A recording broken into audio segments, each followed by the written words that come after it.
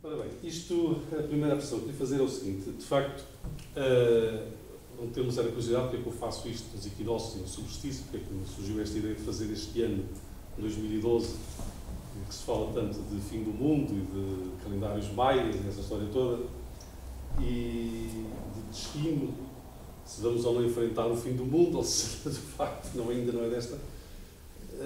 E de facto, eu lembrei, falei sobre o ano nessa hipótese de falar ao longo do ano em 4 palestras que fossem exatamente nos equinócios e nos solstícios, que são importantíssimos para a nossa civilização, para a nossa cultura desde há muitos milhares de anos, e o que significado isso tem para a nossa vida, o que é que podemos tirar daí, o que é que podemos aprender com isso, o que é que aprendemos já através da astronomia, através das outras ciências, se eu aprendi da astronomia e da astrologia, nomeadamente, várias leituras a vários níveis que a astronomia e a astrologia permitiram, até se separarem como ciências só no século XVIII, porque até o século XVII ainda eram ensinadas das universidades europeias, a astrologia ainda era aprender ensinada. E, curiosamente, até há um pormenor que convém referir, a astrologia chegou a ser definida por santos, como Santo Alberto Magno e São Tomás de Aquino, e é essa a razão porque foram, apesar das bruxas e dos feiticeiros, da igreja foi condenada à morte pela fogueira, nunca foi condenado ninguém por ser astrólogo. O que é curioso. Há até um Papa que fez uma introdução baseando-se na astrologia para uma edição de um livro muito importante no século XVI. Portanto, a própria Igreja teve sempre uma posição um bocado ambivalente, mas nunca rejeitou toda a ideia da astrologia. Por outro lado, a astronomia, e daí os equinócios e os solstícios são dos primeiros momentos marcantes da nossa relação com o cosmos, da percepção dos nossos antepassados com o cosmos, e que até hoje continua. A astronomia foi, talvez, a primeira verdadeira ciência que os seres humanos desenvolveram. A astronomia é a partir da astronomia que se desenvolve a matemática, é a partir da astronomia que se desenvolvem muitas outras ciências e inclusivamente até a influência que tem mais tarde, primeiro, a relação que há da agricultura com a observação astronómica, e depois é a própria astronomia que é que ajuda a agricultura. Porque, ao princípio, quando os homens eram também caçadores, homens e mulheres, naturalmente, as sociedades primitivas eram caçadores-coletores, não havia tanta preocupação na observação dos astros, nem havia tanto tempo para isso. Quando se começaram a fixar e começaram a criar a agricultura e a criar animais, a domesticar e tal, começaram a perceber as influências que a natureza tinha diretamente nos vários elementos que eles criavam-se da agricultura e dos animais. Começaram também a perceber que, nos sítios onde viviam, os astros moviam-se e relacionar esse movimento com acontecimentos como a chuva, ou o vento, ou terem mais frio, ou vir mais calor. Começaram a perceber que havia mesmo o astro, numa altura do ano, estava mais alto ou mais baixo, que estaria mais próximo, a ser mais próximo ou mais distante, como acontece com a Lua, e vai acontecer este ano com Marte, não é? Como já recebi um e-mail da Beth a avisar, tinha que estar a olhar a Marte em agosto, vai estar muito perto da Terra. E portanto, todos estes elementos da astronomia, que são elementos de observação empírica, foram-se traduzindo ao longo dos séculos também numa observação aplicada digamos, também empírica, mas uma espécie de estatística primitiva. Verificava-se que certos animais, certas plantas cresciam mais quando havia determinados aspectos entre os planetas, determinados ângulos. Quando a Lua estava sobre aquele monte e o Vênus estava sobre aquele monte além, verificava-se que as plantas cresciam de determinada maneira, por exemplo, cresciam melhor. E começaram a perceber que, aliás, com o desenvolvimento da matemática, com o desenvolvimento da geometria, que esses ângulos eram característicos e que simbolizavam determinados ciclos da vida cósmica, da vida do nosso sistema solar, que no fundo é a nossa aldeiazinha, e já vamos perceber isso um bocadinho melhor. Temos aqui, esse é o patrão, é o nosso chefe da junta de freguesia, que é o Sol. Com esta fotografia não está trabalhada, claro, porque o fundo não é amarelo, mas isto é luz. Isto são as manchas solares, isto são explosões solares que atingem tal a dimensão do Sol. É fácil perceber que estas manchas, estas explosões, atingem milhares de quilómetros de altura. Portanto, são explosões. Não há ninguém perto ali para apanhar com elas, quer dizer, mas de qualquer maneira são bastante assertivas. Como eu diria, como estava a dizer, todos estes estudos empíricos acabaram por criar uma espécie de ciência que era entre a astronomia e a astrologia. Por um lado, a astrologia fazia-se a adivinhação, ou uma tentativa de previsão do futuro, não propriamente a adivinhação, que é uma coisa diferente. Nós temos uma tendência para meter a astrologia no campo das adivinhações, das mâncias diversas, como é a cartomância, ou a quiromância, ou tirar pedrinhas para o chão, ou tirar conchinhas, e conforme o acaso, como elas se dispõem ao acaso, teoricamente, há uns inspirados que conseguem prever, pode ser que sim, se eles tiverem outras visões, não sei, interiores, consigam prever, mas não será por aí.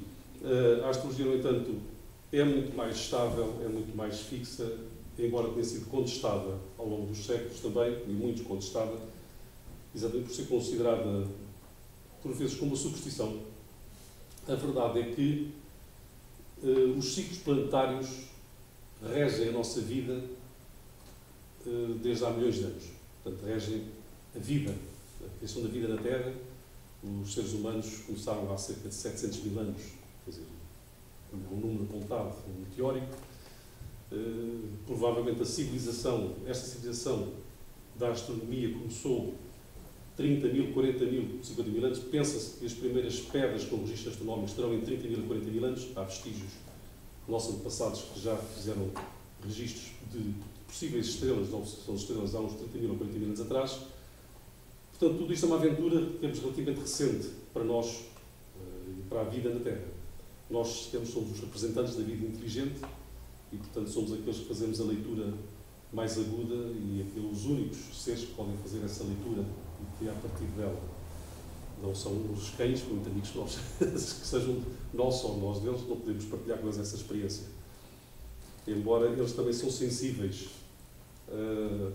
aos astros e, ao longo dos séculos, os homens puderam perceber que os vários animais sentem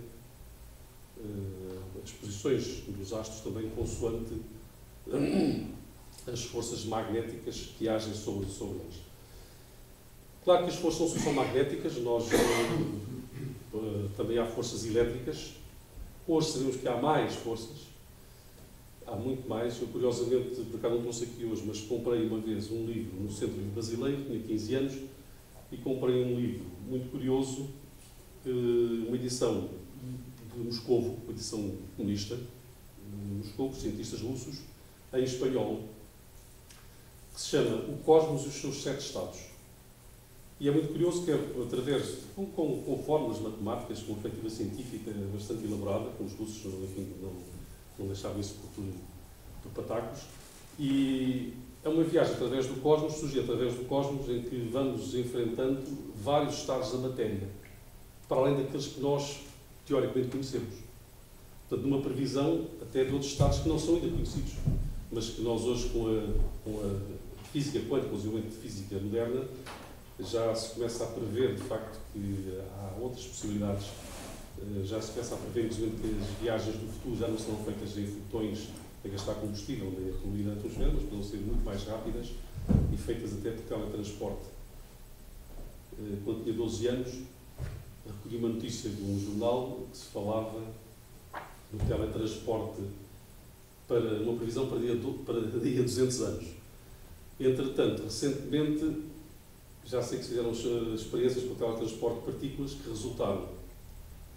E, portanto, já a previsão que era para daqui a 200 anos, ou que era 200 anos, há 47 anos, neste momento já está reduzida para menos de 100 anos. Para que provavelmente alguns de nós, quando chegarmos a velhinhos, e vamos experimentar ir à Lua por teletransporte. Não sei se será possível ou não, mas é uma ideia, pelo menos, é uma ideia engraçada de pensar. Porque há gente a trabalhar nisso neste momento, quer dizer, não é uma coisa que esteja no domínio da ficção científica. Portanto, há laboratórios a trabalhar nesse domínio e a prepararem a viagem de teletransporte, que está previsto. Entretanto, em relação à astrologia, eu queria fazer, antes de falarmos mais sobre a astrologia e sobre o zodíaco, vamos tomar um bocadinho de consciência daquilo onde nós estamos metidos. Quer dizer, o que é o nosso mundo, de facto. Nós conhecemos o Sol, de facto é uma estrela, é aquela que nos aquece, aquela que nos dá luz, é aquela que nos mantém vivos aqui numa nave redondinha, como estava a comentar há bocado com o Paulo e com o João Aníbal. Muito poucos nós temos consciência que estamos aqui a rodar em translação ao Sol a 104 mil km ou 107 mil km por hora. De facto, quer dizer, não temos a noção disso. E que o próprio Sol, o Sistema Solar, está a viajar no espaço a velocidades superiores a 1 milhão de km por hora. Portanto, nós estamos habituados a isto. Não sentimos vento, não sentimos aragem, de volta a meia poderão ouvir alguns ventos eletromagnéticos, mas já estamos habituados também a ele, porque a vida aprendeu a viver com esses ventos desde há milhões de anos. E sobrevivemos. Este é o astro que nos diz respeito, principalmente, e que tem que ver com os nossos solstícios e com os nossos equinócios. Porque o solstício, o equinócio da primavera, que aconteceu ontem, dia 20, este ano aconteceu às 6h15 da manhã, dá-se no cruzamento do ponto vernal, que é o ponto em que a eclíptica cruza o Equador. Portanto, marcou ali o dia do princípio da primavera. Eu não vou fazer muitas confusões com os pontos vernais, com as eclípticas, com esses ângulos todos, não vale a pena. Vamos passar, se calhar, às imagens que são mais interessantes. O outro astro que muita influência tem na nossa vida, que é aquele que, do ponto de vista das energias e da força magnética, mais tem que ver com o nosso planeta, funciona quase como se fosse um bípolo Terra-Lua. Quer dizer, é como se andássemos aqui a girar a volta do Sol, mas estamos com uma espécie de uma... Imaginem que temos uma cordinha e andamos a brincar à corda com um balde com água. E a Lua é esse balde com água e nós andamos aqui a brincar e vamos rodando e levando esse balde connosco. De maneira que há uma interação entre a Lua e a Terra. A Lua não anda simplesmente passiva a toda a Terra. Daí que a influência da Lua sobre a nossa vida é mais do que conhecida. Basta chegar aqui à praia e ver as marés. Qualquer pessoa que vai ver a mar tem a noção disso. E qualquer agricultor também. Há certas coisas que se fazem na lua cheia, no quarto crescente, no quarto minguante, e que não se fazem outras. Enfim. Mas, como isto não é só luas e sóis, há milhões de sóis. Isto é uma fotografia noturna do nosso céu quando não há lua, no verão, e é um bocadinho da Via Láctea. A Via Láctea é a nossa galáxia. É a nossa, digamos que é a nossa cidade. Nós temos o bairrinho, que é aqui o Sistema Solar, ou o nosso quarteirão, e há a nossa cidade. A nossa cidade tem mais estrelas do que habitantes há na Terra. Aliás, já está previsto que a quantidade de estrelas com condições semelhantes ao Sol e que possam permitir a existência de planetas onde haja pelo menos um planeta nessas milhões de estrelas, ou em cada tantos milhares, um que possa ter condições de vida semelhantes à da Terra, o número, mesmo assim, de planetas é superior a 15 mil. Portanto, potencialmente, há muito mais gente a viver aqui neste sistema solar, nesta galáxia, que nós não conhecemos e que certamente não nos conhecem. Porque não temos, não se pode pôr de parte aquela ideia dos extraterrestres, de facto, todo. Não é que eles venham cá, ou que já cá tenham vindo, mas de qualquer maneira não se pode pôr completamente de parte a hipótese, que é uma hipótese de trabalho, como os cientistas trabalham regularmente, porque existe, pelo menos por probabilidades e pela observação científica feita sobre as estrelas e os planetas, que já se conhecem da nossa galáxia, há a possibilidade de... Claro que a dimensão é enorme, porque a nossa galáxia tem de diâmetro 100 mil anos-luz. Quer dizer, muito simpaticamente, que à velocidade da luz levamos 100 mil anos a atravessar a galáxia de um lado ao outro. E a estrela mais próxima está a uns milhares de anos-luz, que é Sirius. Portanto, como veem, não é fácil chegar lá, não é fácil viajar até lá, não é fácil encontrar os nossos vizinhos. Vamos continuar um pouquinho a nossa viagem. Isto é uma galáxia semelhante à nossa. Portanto, isto é vista de perfil. Portanto, isto está o núcleo da galáxia. Isto são amostras dos braços. Isto são não estrelas, mas sim outras galáxias. Tudo isto são galáxias. Porque, ao nível, à distância que está, não há estrelas isoladas. Não há grande... Tudo são grupos galácticos, ou nuvens de estrelas. São aos bilhões. Agora, temos aqui outra... Isto é só para vos dar a ideia da nossa vizinhança. Isto são 500 mil anos de luz de diâmetro. Aqui está a nossa galáxia. E aqui estão algumas galáxias, são microgaláxias, são pequenos conjuntos de estrelas. Reparem que as mais próximas estão a mais de 50 mil anos de luz de distância. As mais próximas. Estamos a falar de galáxias e temos bilhões de galáxias no universo, portanto estão a ver as distâncias. Portanto, não vamos nos preocupar muito com isso, não vamos nos preocupar muito com as grandes viagens, a não ser que descobramos algum processo milagroso de instantaneamente conseguirmos o segredo de viajarmos de uma galáxia à outra por um ato de vontade pura. Não, mas isso está no sonho dos grandes mitos e da ficção científica, não será possível. Portanto, reparem, isto tudo aqui é a nossa galáxia e estes pontos assinalam, as maiores são as nuvens de Magalhães, a grande e a pequena nuvem de Magalhães, que não são galáxias dita como a nossa, com movimento, com a espiral, mas são pequenos corpos galácticos. Continuando, isto é uma outra forma de galáxia. Uma fotografia, por acaso, muito bonita. Isto faz quadros bonitos também. Estas duas galáxias têm uma coisa curiosa. É porque estas são duas galáxias em aproximação. É a RP 273. Estão longe de nós, estão a cerca de 300 milhões de anos-luz. A sua aparência, esta aparência distorcida, já implica a existência de marés gravitacionais. Portanto, elas já estão a interagir umas com as outras e estão a provocar forças. Agora, imaginem como é que forças não provocam na nossa vida também. Estou a falar isto comparando com a nossa galáxia. Esta não é a nossa, nenhuma delas, claro que não podemos fotografar-nos a nós próprios, porque nós estamos numa galáxia igual a esta. Nós não vemos mais do que um rabinho, um bracinho, que é a Via Láctea. Portanto, estas galáxias estão condenadas, lá está, damos aqui ao tal determinismo, que vamos falar depois em setembro mais apuradamente. Estas galáxias estão condenadas a chocar. Provavelmente vão demorar ainda uns milhões de anos até chocarem uma com a outra. Mas, entretanto, vão interagindo e vão se deformando uma à outra pelo poder gravitacional que têm, pelo movimento que gerem, e não só, e a carga de massas e de energias até que nós não conhecemos, porque nós não conhecemos, de facto, todas as energias.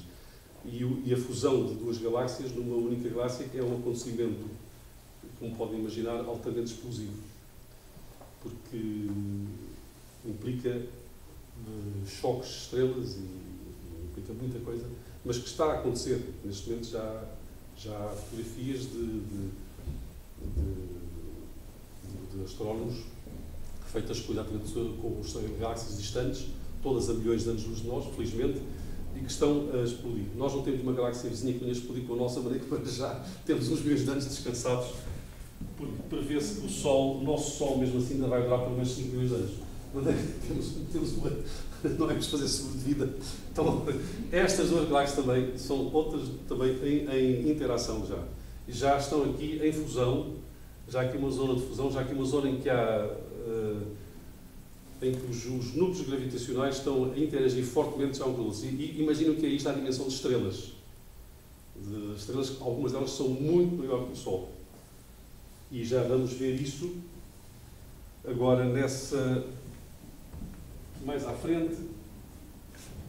Se calhar, isto depois pode ser um pouquinho maior, não é? Ou aqui no rato. Hã? Aqui, não é? Não. Não vai lá. É aqui? Não, isto não. Isto não, peraí. Não, eu vim para aqui. Não dá para pôr. Pronto, isto é só para verem uma escala muito engraçada. Agora vamos à lição. Aqui temos o Sol, este tamanhão enorme, este corpazil. O Júpiter, que nós achamos que é um corpazil enorme, também fica aqui, este pequenito. A Terrazinha está ali. Plutão é um pontinho aqui, só é um pixel que quase nem se vê. Portanto, vocês veem aqui a dimensão do Sol. Nós achamos que é um tamanhão. Agora vamos passar a outro aspecto. Isto é o nosso Sol. Isto é a estrela Sirius, que faz parte de um conjunto de duas estrelas gêmeas, que as estrelas chamam a Sirius A e Sirius B. A Sirius B é muito mais pequena que a Sirius A, que é uma anã branca, e que giram, tem um movimento, é como se tivesse, é como uma espécie de Sol e Lua, só que são duas estrelas, em que, em vez de, por exemplo, Sol e Lua, que são dois planetas, são duas estrelas que formam um bipolo. Pólux, que é enorme comparado com o Sol. Arcturus, que é enormíssimo, então, quer dizer, esta dimensão, a Terra nem existe. A Terra não é um grãozinho. Mas, andando mais à frente, a Arcturus, que era enorme, está aqui. E temos Rigel, Aldebaran, Betelgeuse e Antares. Portanto, isto é só para ver que é a dimensão e a força que devem ter estes bichinhos a girarem, cada um nas suas galáxias, cada um nos seus sistemas próprios. Estrelas que são algumas são tão fortes, que os seus sistemas não são planetários, mas são sistemas de estrelas. Isto é, têm estrelas a girar, assim como o Sol tem o Júpiter, o Marte, o Vênus e a Terra a girar em torno de si. Há estrelas que têm sistemas de estrelas a girar em torno de si. Portanto, isto é um mundo fantástico. Isto, agora vamos passar já um bocadinho para a Terra. Vamos voltar à Terra. Já andámos aí, já andámos muito longe, já andámos aí uns milhões de anos de luz. Vamos voltar à Terra de que maneira? De uma maneira muito engraçada. É que vamos ver aqui esta fotografia, que é a zona da constelação do Órion. Estão aqui aquilo que nas aldeias chamam as Três Marias. A constelação do Órion tem uma característica engraçada. É que está associada a muitos monumentos que foram construídos na Terra. Um dos mais famosos são as pirâmides. Isto é um gráfico. A estrela Sirius, estão ali as três estrelinhas do conjunto. Tem a Rigel, que é uma das características que falámos há bocado, Aldebaran, também das grandes estrelas que são muito visíveis, Betelgeuse. Nós estamos habituados a ver uma constelação e pensamos que elas estão ali num plano ao lado das outras. Não, elas estão projetadas num plano. Na realidade, as estrelas são... desculpa lá, saltei. Já estava a passar à frente. Estas são as Três Marias do Órion e estas são as Três Pirâmides de Gizé. Curiosamente, estas pirâmides têm orientações específicas. Há janelas, há tubos, assim, ou corredores, assim, que atravessam as pirâmides e que estão apontados num determinado dia do ano para as estrelas Sirius. Esse dia do ano, normalmente, correspondia ao começo da época das chuvas. E tem um nome que é saltou da cabeça. Que é desculpa. Já lá chego. É o nascer ilíquico da estrela. É quando a estrela sai da influência do Sol, quando deixa de ser apagada pelo Sol e aparece sobre o horizonte antes do Sol. Portanto, Sirius, a maior parte do ano, não é visível, porque está, digamos, tapada pelo brilho, pelo ofusca, o brilho do Sol ofusca-nos a visão de Sirius. De Sirius, no horizonte. Só se vê à noite quando o Sol está vazado. Mas, por vezes, durante o ano, há uma altura em que ela aparece sob o horizonte antes do nascer do Sol. E então, aí é sinal, para os egípcios, é um sinal do nascer das chuvas. Aqui estão as pirâmides. Como pode ser visto, é uma fotografia, por acaso, curiosa, com esta neblina de calor do deserto. Aqui está um corte da pirâmide, onde está uma janela apontada para Sirius e apontado aqui para Órion. Portanto, isto já são muito divulgadas, estas teorias estão muito estudadas já há muitos anos, e é curioso, porque as pirâmides sempre se disse que eram túmulos, que eram assim engraçados, pelos vistos, parece que as pirâmides eram observatórios astronómicos também. Deram trabalho a muita gente. Eles, na altura, eles tinham aquela política também dos nossos governantes atuais, que é criar e fazer obras públicas para criar, dar a impressão que está muita riqueza, mas enfim, mas era a maneira de ocupar os trabalhadores, mas uma maneira útil e curiosa, porque de facto uma coisa é certa, é que a construção das pirâmides foi feita de tal maneira, como isto é um edifício que não cai, que não inclina, não tem paredes. Portanto, se calhar daqui a milhares de anos vão desaparecer muitos outros edifícios, muitas das nossas cidades, de cimento, e as pirâmides ainda vão ficar cá. Podem ficar um bocadinho desgastadas pelos ventos do deserto, aqui nos triângulos laterais, mas provavelmente vão continuar. Aliás, já perderam o revestimento que tinham, mas vão continuar a existir, com certeza, porque aquilo não se deita abaixo de uma pirâmide, como sabe. É impossível. Fisicamente impossível. Sírios influenciou também a nossa cultura cá. Como podem ver, este é o barco Sírios, que era o iate da família real portuguesa, Dom Luís e Dom Carlos, no século XIX. Portanto, a importância dada à estrela Sírios em todas as culturas, todas as civilizações, já vem de longe. Ainda hoje, o nome Sírios continua a ser evocado muitas vezes em diversos eventos. Isto, como podem ver, o Órion desenhado em conjunção. Isto é para dar um exemplo de como são as constelações. Todas as figuras que elas representam, teoricamente, não existem. Eram nomes que se davam, como é que eles nasceram, uns de acordo com alguns mitos da simpatia do astrónomo, outros de acordo com mitos agrários. A verdade é que as estrelas não desenham o homem é uma ficção. E este desenho em baixo, este esquema, não sei se vêem bem daí, mas são, de facto, é a projeção neste plano, Órion, das várias estrelas que compõem, de facto, a constelação. Ou seja, nós estamos a ver as estrelas como se fosse num plano, como se o céu fosse uma esfera celeste, onde estão umas luzinhas projetadas ou penduradas, mas a distância entre as estrelas que compõem a mesma constelação é enorme. São alguns, são milhões de anos-luz, ou pelo menos milhares de anos-luz. E milhares, porque elas estão na mesma constelação.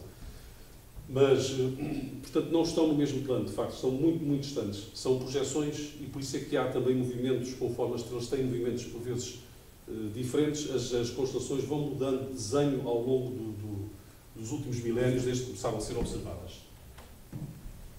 Esta é um desenho artístico muito conhecido de um célebre livro do século XVII. Mas o Bruno está aí a ver as fotografias, que ficaram melhor. Eu não posso ficar ali. Ah, bom. Eu ia dar a minha saúde. Ah, então, ok, desculpa lá. Eu ouço. Está bem, está bem. Depois vejo. Não é que vai fazer impressão toda, não está a ver. Mas, portanto, esta é a construção do Órion, também uma visão artística, que de facto, como vê, não tem nada a ver com as estrelas. Isto aqui, a lebre, por exemplo, também não tem nada a ver com uma lebre, enfim, se um desenho, podia ser um lebre, podia ser um cão, podia ser outra coisa qualquer. Portanto, são alusões que ficaram até hoje. Aqui temos um esquema genérico da esfera celeste, o Equador, com a Terra, isto é a visão geocêntrica. Aqui move-se o Sol num plano que é chamado plano da eclíptica. Este ponto em que a eclíptica cruza o Equador da esfera celeste é exatamente o 21 de março, que é onde nós estamos hoje, começa o signo de Carneiro. Uma das razões porque eu fiz hoje esta conferência, ou esta palestra, esta conversa entre amigos, que vai continuar ao longo do ano, é porque hoje é que começa de facto o ano astronómico, o ano astrológico. Se repararem, qualquer livro que fale da astrologia ou da astronomia, o primeiro signo sempre citado é o Carneiro. Porque considera-se que é aqui, neste movimento, que está o início do ano. O Sol sobe até o solstício o Sol desce até o solstício de verão, depois o equinócio da primavera e depois o solstício de inverno. Portanto, aqui começa, digamos, o ano astrológico. Começa hoje, começou ontem, digamos, com a entrada do Sol no signo Carneiro. Isto é para dar-vos a noção de... É uma coisa que é muito debatido na astrologia, que uma das pessoas, quando as pessoas criticam a astrologia, referem sempre a isto. Mas os signos que estavam no momento em que isto foi definido, há milhares de anos, já cá não estão. Devido à precessão dos equinócios. Como sabem, o ponto final vai recuando todos os anos, uns tantos segundos, e de 2000 e tal anos muda o signo completamente. Neste momento, por exemplo, em dezembro, já não estava Capricórnio, mas está Gêmeos e Caranguejo. E o Touro já está quase a chegar a dezembro. Portanto, já não tem nada a ver com o que era originalmente. Depois já vou falar porque é que isto não tem tanta influência na astrologia como nós pensamos, porque, de facto, os signos são isso mesmo, são signos, são sinais apenas. As influências dos astros, as influências que nós temos, as influências planetárias, têm mais que ver com o que está perto de nós, com o sistema solar, provavelmente com os signos. Os signos eram apenas sinais do céu. O que ficou dos signos até hoje foi não, digamos, a influência do signo em si, mas a casa, assim, as 12 casas do zodíaco correspondiam a cada signo, que mantém o nome do signo apenas por tradição. Mas podemos chamar simplesmente de casa 1, casa 2, casa 3, conforme se chama a casa do Carneiro, ou casa do Touro, casa dos Gêmeos, por aí fora. Portanto, não é a influência dos signos que interessa, é, digamos, a ordem das casas e aquilo que representa ao longo do ano na gestão e nos ciclos da nossa vida. E que nos influencia, naturalmente, que influencia a gestação de todos os animais, toda a criação. Portanto, isto é a atual posição dos signos em relação aos pontos, aos equinociais e solsticiais. Isto é o chamado zodíaco. É o anel zodiacal como foi concebido por Aristóteles. Isto é nosso conhecido, muito nosso conhecido, porque foi adotado por nós, portugueses, pelos reis, sobretudo por Dom João II, Dom Manuel, como esfera abilar, conhecia a esfera abilar, que era um instrumento de aprendizagem, de navegação náutica, com os ângulos do céu, pelas estrelas, e é uma faixa que tem cerca de 18 graus, que duas linhas paralelas à eclíptica. Mantém-se assim desde Aristóteles. Portanto, Aristóteles criou este conceito do anel zodiacal e, como vê, a nossa cultura continua a ser influenciada com coisas de há mais de 2000 anos. Esta é uma primeira página, frontispício, do livro primeiro das Ordenações Manuelinas, uma das edições, uma das cópias feitas. Tem aqui a esfera abilar, com a divisa de Dom Manuel, e tem aqui umas letras C, A, aqui parece um D, mas é um P, A, T e G. Corresponde exatamente ao Gémini, Touro, Áries, Carneiro, Piscis, Aquários e Capricórnios. Portanto, é aqui o tal anel zodiacal que está a falar, muito presente na nossa cultura, tanto mais que ainda hoje mantemos a esfera abilar como símbolo nacional. Aqui é outro frontispício também das ordenações. Este tem mesmo os signos zodiacais que no seu simbolismo, o caranguejo, o leão, virgem, balança, escorpião, sagitário. Estes símbolos são usados ainda hoje, portanto já há mais de 2000 anos que são usados os mesmos símbolos, não mudaram também. Já vem desde o tempo dos gregos e dos antigos, dos fenícios, dos antigos astrólogos e astrónomos que conceberam toda esta trama, digamos assim, este romance na astronomia. Aqui, numa edição do livro de Marco Paulo, ou Marco Polo, que foi traduzido em português por Marco Paulo, também vemos o mesmo esfera abilar com os signos do zodíaco representados. Isto é um azulejo muito conhecido, porque foram feitos em Sevilha no século XVI para o Palácio de Dom Manuel em Sintra, Palácio Real de Sintra.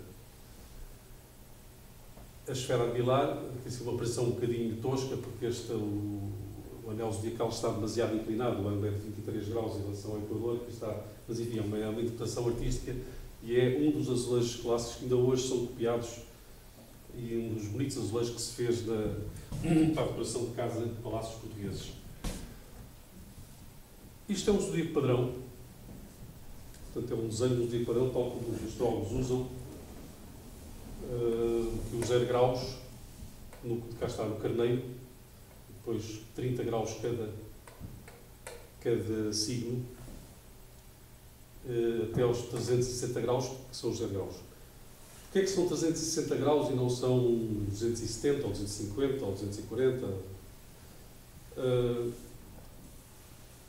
Há uma razão que não é muito difícil de perceber. Já repararam que os antigos davam muita importância ao número 7, e nós ainda hoje damos importância ao número 7, muito mais que as nossas semanas têm 7 dias.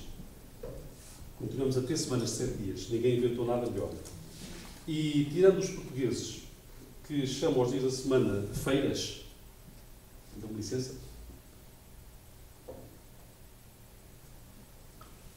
à exceção do sábado, que é comum com os espanhóis e com os italianos, o sábado. Os outros países da Europa, das línguas da Europa, usam para chamar os dias da semana, até os nossos amigos espanhóis.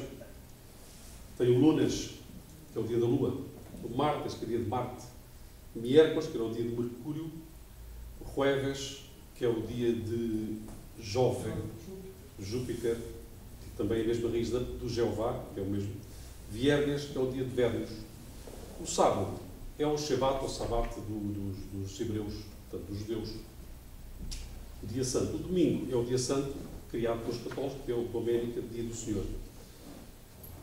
Os ingleses e os alemães também têm, os ingleses têm o Sunday, Monday, Tuesday, também corresponde aos mesmos deuses, mas na língua germânica, sendo o Friday, que era a deusa Freia, a deusa Vênus, que ainda hoje em Portugal existe uma povoação que eu acho muito simpática, lá no Minho, que é Freia Mund, que é uma palavra tipicamente alemã, que é o Monte de Freia, salvo erro, não sei, João Nível, não sei se, acho que Mund é, não sei se é Monte, mas está, quer dizer, a raiz da palavra é Freia.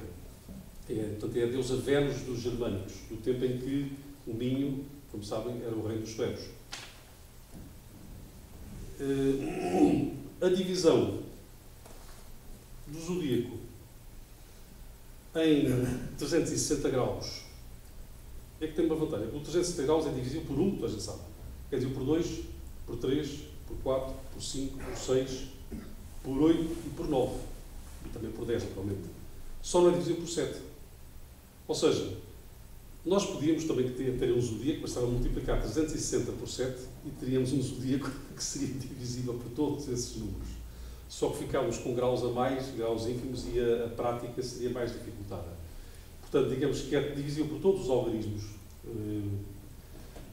menos pelo número 7.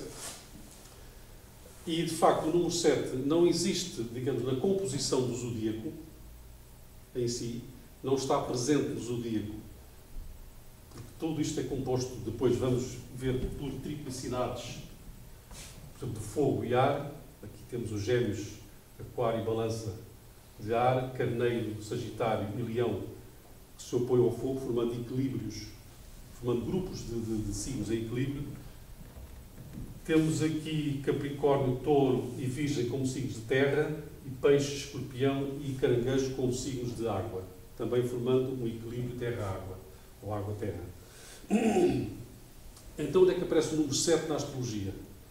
Aparece nos 7 planetas sagrados, ou consagrados, que é exatamente o Sol, na astrologia chama-se planeta, Mercúrio, Vênus, Lua, Marte, Júpiter e Saturno. Antigamente, Urano, Netuno e Plutão não eram conhecidos. Aliás, Plutão só foi conhecido em 1930, mais ou menos.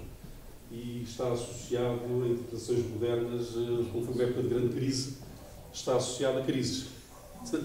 Como tinha havido aquela grande crise em 1929, e depois começaram as guerras, aqueles períodos bastante conflituosos, portanto, associou-se Plutão, quando apareceu, portanto, uma grande crise mundial, uma das maiores crises mundiais, de maneira que associou-se Plutão à crise. Urano e Neptuno, os astrólogos interpretam como sendo uma espécie de oitavas. Isto aqui é um conceito musical de oitava, é como se fosse a oitava superior de Vênus e de Mercúrio, digamos assim. É como se os planetas com espécie de notas musicais também podem corresponder, mas pode compor música, e houve compositores que usaram isso, fazer peças musicais baseadas no conceito, portanto, conceitos dos planetas. e conceitos matemáticos baseados na astronomia, mas considero então que Urano e Netuno serão, digamos, a oitava superior de Mercúrio e Vênus, com as interpretações, enfim, correlativas consequentes. Aqui temos um outro conceito que não é tão usado hoje, já tão usado hoje, são as casas cadentes, angulares, sucedentes, casas mistas, enfim, hoje não é muito usado os signos fixos, mutáveis, cardinais fixos e mutáveis, também chamados assim. Não é muito usada a astrologia moderna, que evoluiu, sobretudo por uma análise mais psicológica, mais de temperamento e de comportamento, e afastando tudo o que fosse de caráter mais simbólico, mais abstrato, mais místico, até ao mais esotérico.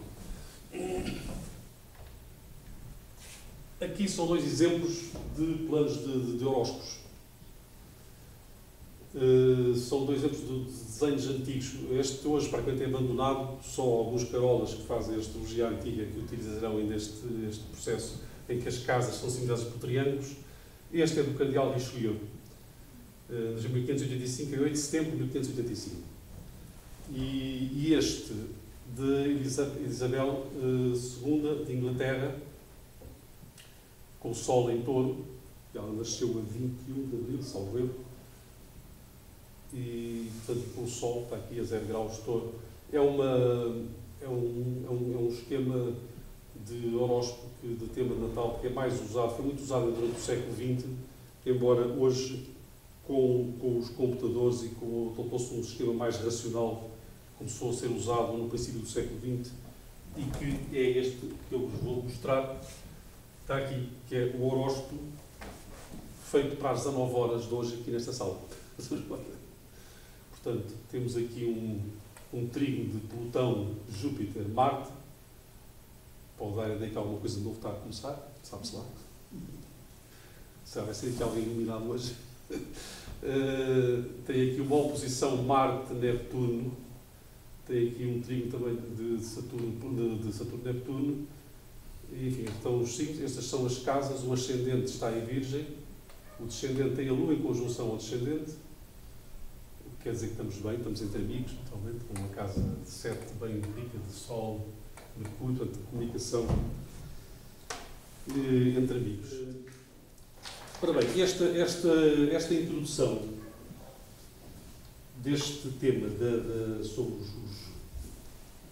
os astros e a astrologia tem que ver com o tema que eu queria desenvolver numa outra conversa que vamos ter em setembro no Equinócio do Outono.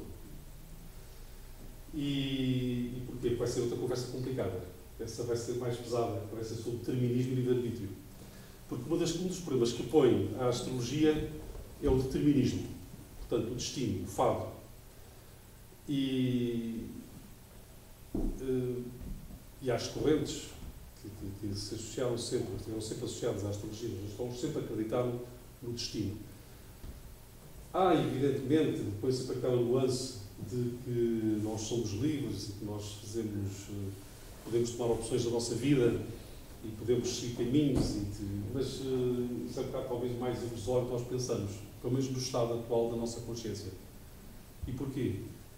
Porque, de facto, como hoje se sabe, tudo em nós é química.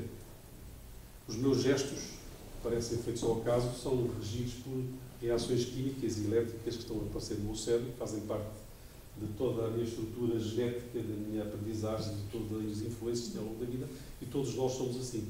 Portanto, é difícil, nós, aliás, os cientistas, mesmo os cientistas, acreditam que é difícil prever qualquer coisa que seja absolutamente livre.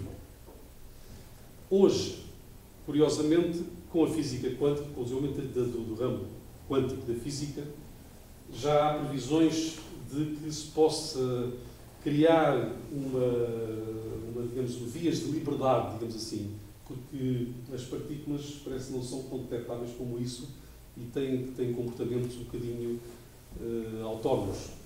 Portanto, não são previsíveis.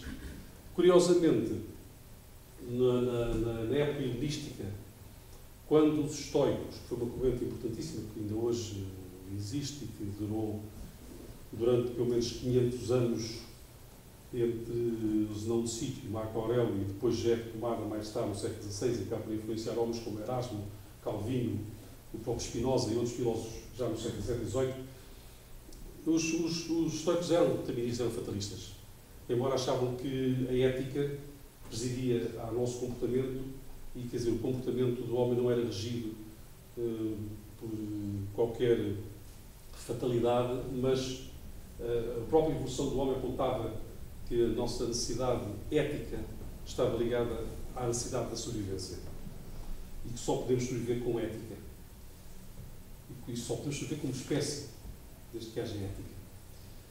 Os epicuristas colocaram uma hipótese que desviava o conceito de determinismo e que criticavam os estoicos, considerando que havia a possibilidade de uma partícula, vamos imaginar que uma partícula de um átomo, como eles concebiam, se movia autonomamente e tomava um sentido não previsível. Lá está, dá a impressão que eles estavam a prever a física quântica há 2000 anos atrás. Não sabemos se é uma hipótese que na altura era apenas filosófica, mas hoje é admitida como verdadeira. Nós vamos falar sobre isso depois mais tarde, em setembro, e com mais texto, mais fundamento. Enfim. Para já, só queria dizer, em relação aos tratores da astrologia, em relação ao determinismo astrológico, houve um curioso inimigo da astrologia, teoricamente inimigo da astrologia, que se chamava Michel Gauquelin, que é um matemático, estatístico francês, e começou a fazer estudos em pessoas nos anos 30, 40, ele publicou o livro depois já nos anos 50, uma obra que foi muito citada e que foi muito, ainda hoje existe, está aqui, tenho a edição portuguesa da Cosmopsicologia, e está aqui uma edição inglesa, que foi uma edição inglesa ou americana, sim, escrito nas estrelas, Written in the Stars. Curiosamente, ele queria demonstrar que a astrologia era falsa e acabou por demonstrar que a astrologia era verdadeira.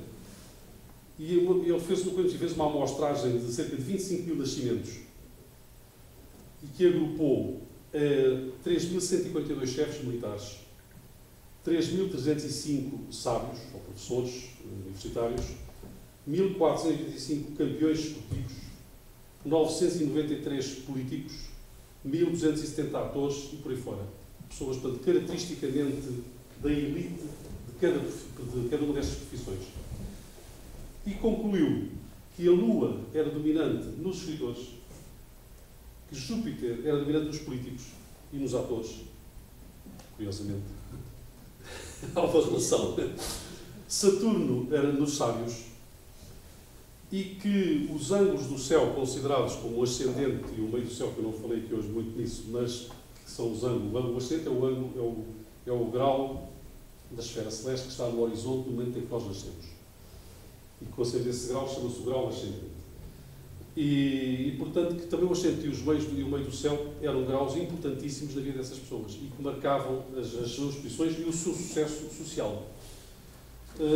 Claro que 30 mil comparações de temas com um desvio que normalmente, até na astrologia normal, estava previsto para 5 graus, 5,5%, e ele chegou a comparações que atingiam os entre 9% e 11%.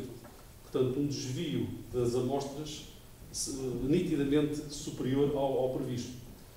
E claro que ele acabou por dizer que, afinal de contas, alguma coisa existe. Será a influência direta dos planetas na nossa vida? Não. Pode não ser. O que pode ser é que os planetas representam nos seus movimentos ciclos da nossa vida. E, portanto, do cruzamento desses ciclos, nasce a hipótese, bastante plausível, de que nós sejamos influenciados por este ou aquele acontecimento e por esta ou aquela possibilidade nossa de sermos mais altos ou mais baixos, ou engordarmos, ou emagrecermos, ou ficarmos doentes, ou constipados, ou ficarmos felizes, ou cair o cabelo, qualquer coisa. Portanto, tudo isto acontece ao longo da vida em ciclos que são marcados por estes movimentos dos planetas. Hoje, a astrologia que se faz cada vez é mais científica e considera mais estes ciclos. Tenho até aqui para vos mostrar um livro também, escrito por uma senhora, Betty Lundstedt, também americana, do Maine, que exatamente se chama os ciclos planetários, em que ela faz uma análise só dos movimentos dos planetas e dos trânsitos cíclicos que as planetas fazem sobre aspectos que nós vamos encontrar no horóscopo natal e que depois, ao longo da vida, se vão repetindo. E que vão tendo, portanto, vão marcando etapas da vida de cada uma das pessoas.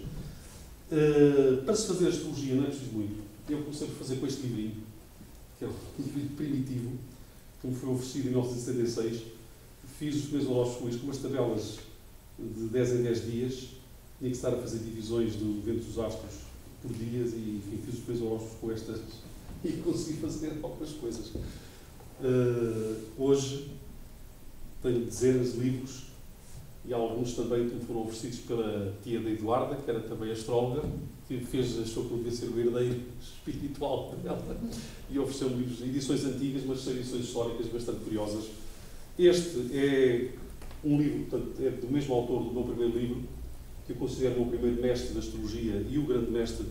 Ele faz, aliás, tem tido citações de Goethe, de Balzac, Romain Rolland, de Jung, Gabriel Marcel, Dante, Kepler, etc., defenderem a astrologia, André Breton, Claude Lévi-Strauss, o próprio Henry Miller e, enfim, muitos outros escritores. Ele faz uma astrologia já influenciada pela psicanálise e pela psicologia junguiana, que se debruça sobretudo na perspectiva mais psicológica da análise da pessoa, não carregando tanto a previsão, digamos, do acontecimento e não marcando tanto a vida da pessoa pela fatalidade, mas sim dando à pessoa a possibilidade de interpretar, através do estudo do seu temperamento, de se interpretar a si próprio. Qual é o nome dele?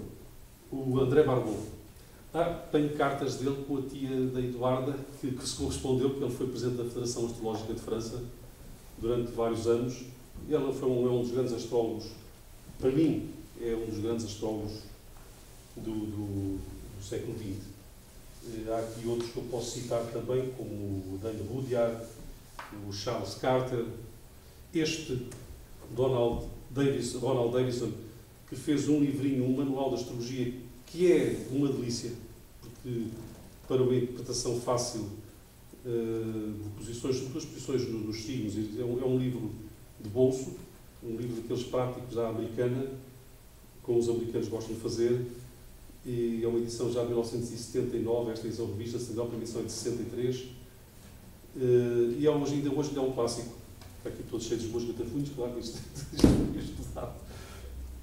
Este é um livro muito engraçado, que eu trouxe aqui do Sr. Jerónimo Cortês, não sei se há aqui alguém família, mas é um livro curioso, que é o Lunário Perpétuo, que é uma obra do século XVIII, mas continua a ser reeditada. Não é provavelmente um livro de astrologia, mas é um livro que reúne tudo, desde os cálculos das festas móveis religiosas, com as tabelas para os cálculos das festas móveis, que têm conhecimento também astronómico, que implicam os ciclos Sol-Lua, são ciclos de 19 anos, enfim, que se repetem de 19 a 19 anos. Tem também, além de como tirar corpos estranhos da laringe, os chás, como se trata o espasmo da bexiga e outras coisas mais, tem também muitos envenenamento pelo trigo ou centeio espigado. Muitas coisas que têm a ver com a agricultura e também, naturalmente, com a leitura da astrológica. No primeiro dia de fevereiro, se for claro e sereno, promete muita cópia de vinho. Quarto dia de fevereiro, se for claro, fertilidade, ventoso, guerras, e se encoberto ou com névoas, peste. Portanto, isto é aquela sabedoria popular da agricultura. Este é um calhamaço que uma amiga, não sei quem é, que me ofereceu. És tu, Beto. É um calhamaço da astrologia, isto é, com todo tem todas as complicações que a astrologia inventou. É um dos livros mais completos de astrologia, de facto, que se foi publicado, e curiosamente está traduzido para português, um manual completo de astrologia. Tem muita coisa que estas correntes do André Barbot, as correntes clássicas, não usam. Tem muita coisa inventada pelos astrólogos modernos, astrólogos americanos, que alguns para fazer charme, para criar posição, inventam, publicam mais um livro, inventam mais um planeta, inventam mais um aspecto, ou mais um tipo de progressão. Por exemplo, o André Barro praticamente não usa aqueles ângulos do céu esquisitos, como também a cabeça de dragão, o nó lunar, eventualmente, mas não muito, não abusa. Praticamente não faz progressões, só usa trânsitos, as passagens dos planetas são posições fixas. Portanto, não usa essas progressões complicadas. Portanto, posto isto, acho que ficava com uma ideia bastante genérica. Isto é um mundo, como compreendem, portanto, não se dá assim meia hora, 3/4 de hora. Já são 8h10. Já falei demais. Não se fala assim numa hora disto, mas acho que ficaram com uma ideia do mundo onde vivemos. Este que está muito distante, mas aquele que nos preocupa mais está mais perto dos planetas e como vê, nós somos pequeninos ao pé daquelas... O nosso Sol, o nosso grande Sol é tão pequenino ao pé daquelas grandes estrelas que nós vimos. No entanto, há uma verdade que é que a nossa vida não começou como seres humanos há 700 mil anos, mas começou há milhões de anos com as primeiras moléculas de vida. E tanto mais como as ainda há bocado, conversa antes de começarmos, nós temos dedos e braços como os lagartos, como qualquer crocodilo, jacaré, temos 2 olhos, temos nariz, temos orelhas, temos um sistema nervoso central, temos restos da espinha dorsal, temos restos de rabinho no fim da coluna. Portanto, nós estamos muito mais perto desses animais, dessa evolução. Temos uma coisa que nos dá cabo da vida, que é a cachimónia.